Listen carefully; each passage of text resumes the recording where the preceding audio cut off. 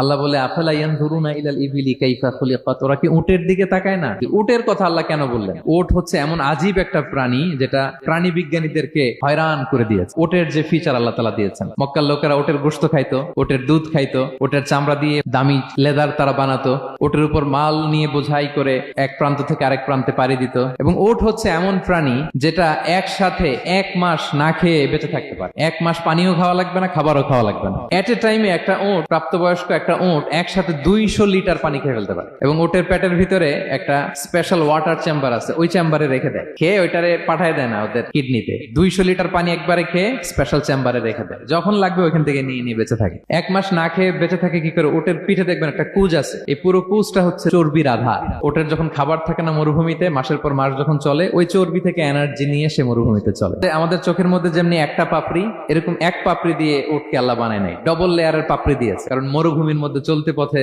লু হাওয়া থাকবে, মরুভূমির সাইমুম, বালুর ঝড়, এই ঝড় মোকাবেলার জন্য, লু হাওয়া মোকাবেলার জন্য ডবল লেয়ারের চোখের পর্দা। একটা পর্দা ফেলে রাখে আর একটা খুলে সে হাঁটতে থাকে, তার কিছুই হয় না। সুবহানাল্লাহ। এবং মরুভূমির মধ্যে যে ক্যাকটাস আছে, গুলমলতা, বড় বড় কাঁটা জাতীয় গাছ, যেই কাঁটা পৃথিবীর কোনো প্রাণী খেতে পারবে না, কিন্তু একটা উট অনায়াসে খেয়ে ফেলতে পারে।